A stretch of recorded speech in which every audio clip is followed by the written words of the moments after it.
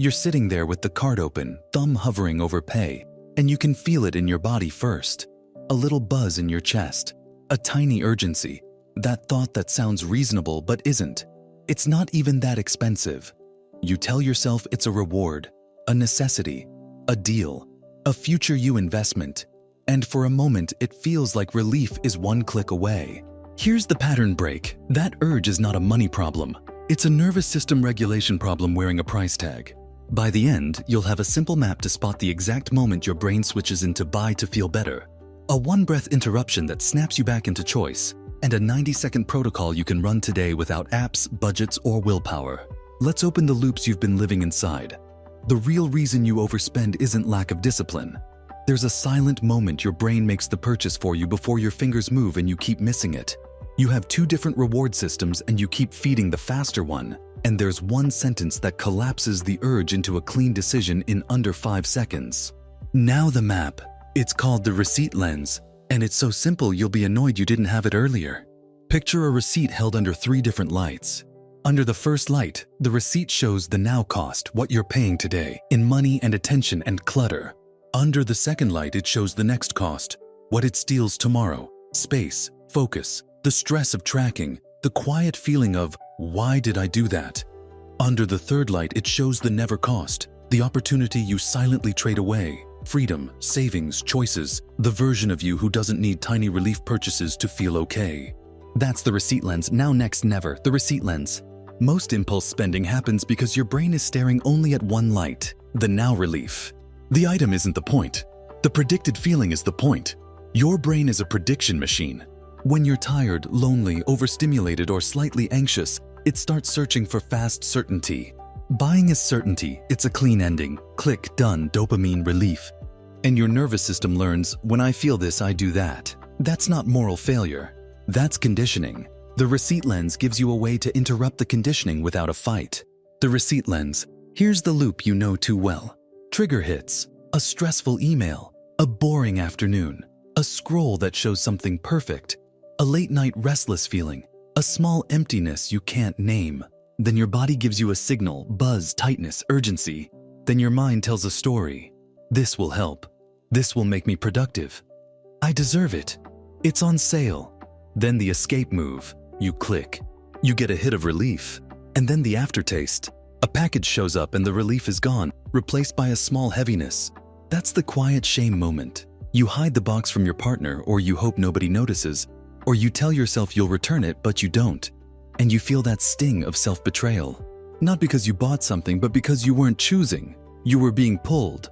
The receipt lens. Notice the deeper cost here. It's not just money, it's self-trust. Every time you tell yourself, I won't do it again, and then you do, your brain learns that your promises aren't real. That erodes your internal authority. Then your identity gets involved. I'm just impulsive. I'm bad with money. I can't control myself. And when identity gets involved, you either over-restrict and rebound, or you give up and call it a personality trait. Neither is true. This is actually protection. Your brain is not trying to ruin your finances. It's trying to reduce discomfort fast. It's trying to stabilize your state. Buying is a state change. The receipt lens lets you choose a different state change that doesn't cost you tomorrow. The receipt lens. Now we close the loop about the silent moment you keep missing. The moment is not checkout. It's earlier, when you first feel the itch and your mind starts shopping for a justification. That is the real pivot. The brain loves to act first, explain later. Once the story starts, your fingers follow. So the intervention has to happen at the story level and the body level, not at the morality level. This is why just have more discipline fails. Discipline is a muscle, but urges are waves. You don't bench press a wave, you surf it. The receipt lens. Here's the one-breath interruption. The sentence that breaks the spell in under 5 seconds. Name the itch, not the item. Say it out loud if you can. Whisper it if you can't. Name the itch, not the item, on one exhale. This works because it forces your brain to switch from object focus to state focus. Instead of, I want this, it becomes, I'm restless, I'm bored, I'm anxious, I'm lonely, I'm avoiding, I'm seeking control. When you name the itch, your prefrontal brain comes back online. You're no longer hypnotized by the object. You're back in the driver's seat. Name the itch, not the item. The receipt lens, now the protocol. This is the daily upgrade install. And it's designed to take 90 seconds because your brain will not tolerate a long debate when dopamine is on the table. It's called the receipt lens reset. The trigger is simple, and it's an if-then rule your nervous system can learn. If you are about to buy something that wasn't in your plan, then you run the receipt lens reset before you click pay. Not after before, if-then. Your brain will try to bargain. But it's small, but it's useful. But I'll forget. Good. That bargaining is the alarm. The reset begins. First, you do the environment tweak that takes under 30 seconds. Physically increase friction by moving the device away from your hands. Slide your phone or laptop just one forearm length away, so you have to reach to click. Or simply lift your hand off the mouse and place it flat on your chest. That tiny gap matters. The brain buys fast when the path is smooth. Friction restores choice. Then one breath, inhale normally, exhale slowly, and say the interruption. Name the itch, not the item. Now you run the receipt lens itself, the map. You don't list 10 reasons. You just shine the 3 lights. Under now, you ask one clean question. What am I actually buying? An object or a feeling? If it's a feeling, say which one. Relief, novelty, control, comfort. Under next, you ask, what is the next cost in 24 hours? Be concrete. Clutter on the table, a return I won't do, money that makes next week tighter, the mental load of another thing.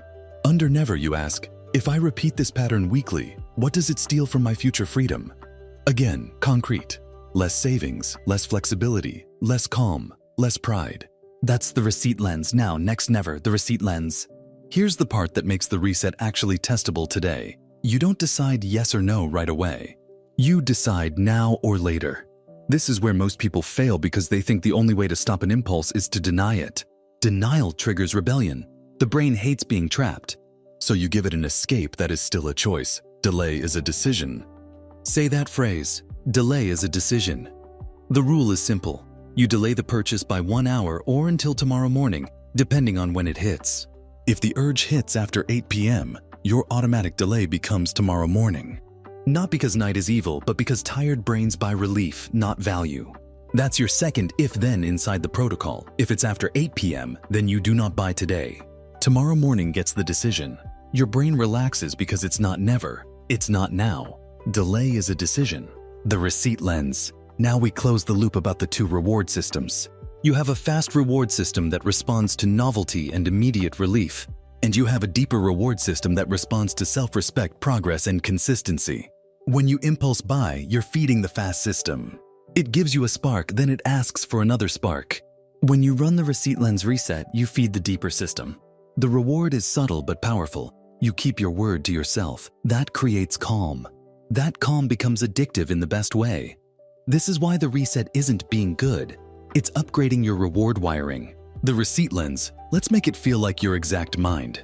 You tell yourself, I work hard, I deserve this. True, you deserve relief. But buying relief is like eating sugar for energy. Quick, then a crash, then more craving. You tell yourself it's an investment. Sometimes it is. But real investments still survive the receipt lens. Now cost, next cost, never cost. You tell yourself, if I don't buy it now, I'll miss the deal. That's scarcity talking, and scarcity is a threat signal. Under threat, your brain grabs. That's not you, that's biology. Name the itch, not the item. The receipt lens. Another pattern interrupt. Pause and notice this. If you were completely calm and satisfied right now, would you still want it? Maybe, but the intensity would drop. That drop is information. It tells you the purchase is doing emotional work. And if it's doing emotional work, you need an emotional tool, not a financial lecture. The receipt lens reset is that tool. It replaces buy to regulate with name to regulate. It replaces compulsion with choice. The receipt lens. Now let's handle the most common fear. If I delay, I'll lose momentum or forget. Good. Use that. Because the point isn't to forget. The point is to test desire under different nervous system states. Here's the micro action that makes the delay work without any tool. You make a one-sentence placeholder in your mind, not a list. You simply say, if I still want it tomorrow morning, I'll choose it on purpose. That sentence is a commitment to choice, not to deprivation. And it sets the identity. You become someone who chooses on purpose. That's the identity shift, not someone who tries to stop spending, someone who chooses on purpose. The receipt lens. And if you want a fast replacement for the urge that doesn't cost money, you need one tiny state change you can do immediately. Here are 3 options, and you will pick only one for yourself and use it every time because repetition wires it. Option 1. Stand up and drink a glass of water slowly, feeling the swallow. It shifts state and interrupts the trance. Option 2. Do 10 slow steps across the room while exhaling longer than you inhale. It signals safety and reduces urgency. Option 3. Send one honest text to yourself in your head. I'm seeking relief. That's it. Choose one. That's your replacement behavior, the receipt lens. Now the best part, you don't have to be perfect for this to work. You just have to catch one urge. 1. The brain learns from contrast. If you run the receipt lens reset once, you create a new pathway. Urge equals pause, pause equals choice, choice equals self-trust. And self-trust changes everything else: habits, consistency, confidence. This is why the benefit is disproportionate. 90 seconds creates a new identity cue. The receipt lens. Let's return to the opening scene. Upgraded, cart open, thumb hovering. Buzz in your chest. The story starts. It's not even that expensive. This time you don't argue with the story. You don't shame it. You slide the device away 1 forearm length. You place your hand on your chest. 1 slow exhale. Name the itch, not the item. You shine the 3 lights. Now, next, never. You feel something shift. Less urgency, more clarity. And then you make the only decision you need right now. Delay. Delay is a decision. You close the tab or put the phone down, not in anger, but in authority. You feel a micro victory. You didn't buy relief, you created relief. That's the difference. The receipt lens. Your experiment for the next 24 hours is simple. The next time you feel the impulse to buy something unplanned, run the receipt lens reset 1 time and delay the decision until tomorrow morning if it's after 8 p.m. If you still want it tomorrow, you can buy it. On purpose, with a calm brain. That's not restriction. That's leadership. If this installed something, share it. And if you want 1 upgrade a day, you're welcome here.